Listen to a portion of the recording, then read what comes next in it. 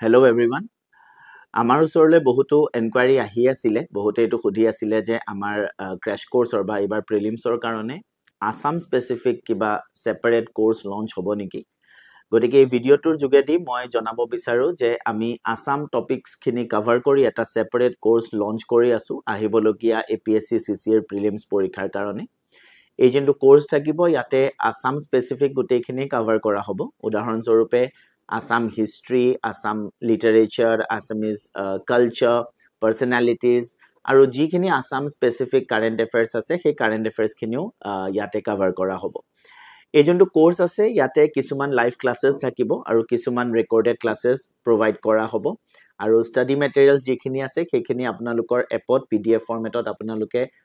পাই যাব গতিকে এইখিনিয়ে জনাবলগীয়া আছিল ইচ্ছুক পৰীক্ষাৰ্থীসকলে আমাৰ এই ভিডিওটোৰ তলত দিয়া গুগল ফৰ্মখন ফিল আপ কৰিব পাৰে সেই গুগল ফৰ্মছত নিজৰ ডিটেইলছ খিনি দিলে আমাৰ অফিচৰ পৰা আপোনালোকক কন্টাক্ট কৰিব বা কাৰোবাৰ যদি কিবা ডাউট থাকে কিবা সুধিবলগীয়া থাকে তেনেহলে এই ভিডিওটোৰ তলতে এটা এনকুৱাৰী নম্বৰো দিয়া আছে সেই নম্বৰটোত কল কৰি আপোনালোকে নিজৰ কিবা ডাউট থাকিলে সেইখিনি ক্লিয়াৰ কৰি ল'ব পাৰে গতিকে সেইটোৱেই উদ্দেশ্য আছিল এই ভিডিওটোৰ আমি ইয়াৰ দ্বাৰা এইটোৱে জনাব বিচাৰো যে আসাম স্পেসিফিক টপিকস খিনিৰ কাৰণে এটা সেপাৰেট কোৰ্স সেপাৰেট ক্ৰ্যাশ কোৰ্স এটা আমি লঞ্চ কৰিবলৈ গৈ আছো গতিকে ইচ্ছুক পৰীক্ষাৰ্থীসকলে ইয়াৰ সুবিধা ল'ব পাৰে ধন্যবাদ